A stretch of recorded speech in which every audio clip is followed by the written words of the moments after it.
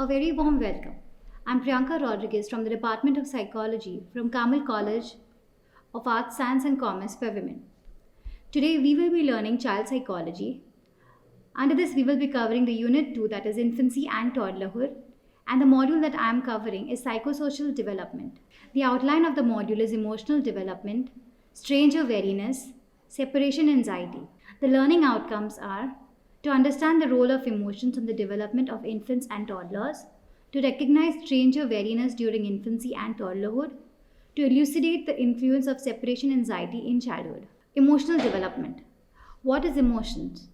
Basically, you all must have all used this word at some point or the other, or we use it every day in our life. But do you know what is emotions? Emotions is a subjective state of our feelings. But how do children express their emotions? How will they do it? Have you ever noticed a child or an infant who is smiling? Have you noticed how they give out cues about whether they are happy or not? Emotions play powerful roles. They help us build the relationships, they help us build our environment. For infants, emotions are really important because they cannot speak. So, emotions are all that they can display. Infants usually cannot describe their feelings. So, how do they display their emotions? This could be with the movements of their hands, the movements of the body, your facial expressions, then your vocalizations, whether you're crying or not. Use of diverse responses to express an emotion. Okay, so they usually use all these different responses to express an emotion.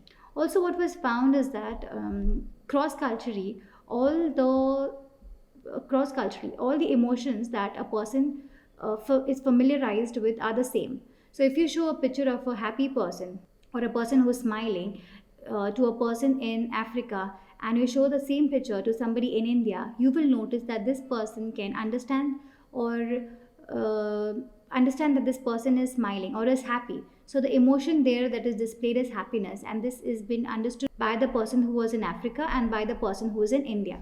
Basic emotions. We all go through these basic emotions. These are happiness, interest, surprise, fear, anger, sadness, and disgust. Basic emotions are emotions that are there throughout, that have been there from the beginning. Okay, that help the primates, or that have helped our ancestors to survive. So today we will look at the four important basic emotions, that is happiness, fear, anger, and sadness. Happiness. Happiness is when there is a presence of pleasant stimulus. So this is usually expressed in blissful smiles and later through exuberant laughter. When a child smiles, this encourages the caregiver, and the bond between them is stronger. So why does this happen? You will usually see when a child is smiling, okay, when the child feels that she's secure, she's smiling, so the caregiver gives a smile back. Okay, and when the caregiver smiles back, the child understands, okay, this is the person I love, or this is my secure bond. The social smile, as most of us will know, starts at the age of 3 months, 2 to 3 months. So social smile is when the child will smile at people, or smiles when the child is happy. Laughter usually comes a little later, that is 3 to 4 months.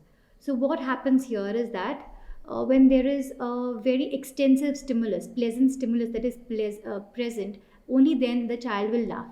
This usually does not happen very often, but it does happen. So laughter is could be when a parent or a mother or father kissing the baby's belly. Anger and sadness. Okay, newborn babies respond with generalized distress to a variety of unpleasant experiences. So sometimes when they are hungry, sometimes when they want to sleep, at times when they want to be carried. So from 4 to 6 months, angry expressions increase in frequency and intensity. But why do these angry reactions increase with age? This is because children, when they grow a little more older, they realize that this thing is causing me distress. This is something that is very unpleasant and I do not like it. So they start showing their anger, they start showing that they are sad. Again, sadness also occurs in response to pain or removal of an object. So when is there removal of an object or a removal of a toy that the child liked the most, the child will be sad. The child will be more sad if the person who is removing it is the person who the child loves. Fear. Fear is an unpleasant emotion caused by threat of danger, pain, or harm. We will usually see that older infants usually hesitate before playing with a new toy. This is because they do not know what the toy is, they do not know where the toy comes from, and they do not know what the toy can do. So they are always a little scared of playing with the toy.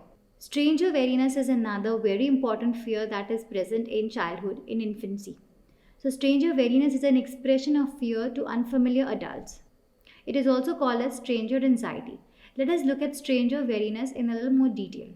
Stranger wariness does not happen, or the non occurrence of this behavior is based on several factors, and these are temperaments, past experiences with stranger, and the current situation. Temperaments would be if the child is in a good mood, the child is happy since he's got a chocolate, or if the child is happy because of some comment, then the child would not suffering from stranger wariness. Again, past experiences with a stranger. If the child has had a similar experience earlier with another stranger, and the child has found that experience to be pleasant, then the stranger wariness is not going to exist. Unfamiliar adult picking up the infant in a new settings could be very strong towards stranger wariness, because what happens is that the setting is new, the person who is picking up the child is unfamiliar. At times this happens when the familiar person is not present, so this can lead to stranger wariness. Also, stranger wariness depends on the infant rearing practices. Okay, they say that these practices can modify stranger anxiety, because they found that FA hunters, okay, these are from the Republic of Congo, they realize that when the child is born in their tribe, they give the child to an adult, and that adult gives the child to another adult. So this way the child is passed on from one adult to the other. And that is how they realize, that researchers realize that these children do not have stranger anxiety. Infants use a familiar caregiver as a secure base. So usually infants think of a caregiver who's very secure to them as a secure base, because the infant knows, okay, that this is my familiar caregiver, I know this person, this is my mother, she loves me, she's going to carry me, she gives me food. So the infant is going to have a secure base with the familiar caregiver. Stranger wariness usually declines after the first 2 years. Moving to separation anxiety, this is similar to stranger wariness. It is a fear. Okay, separation anxiety happens when the person or the caregiver whom the child loves the most, or had a secure bond with, leaves or goes somewhere. Because here the child does not understand the object of permanence. So what happens is that this usually causes a lot of stress in the children. Separation anxiety differs from normal clinginess. It does not mean, when we speak of separation anxiety, it does not mean that the child is very clingy.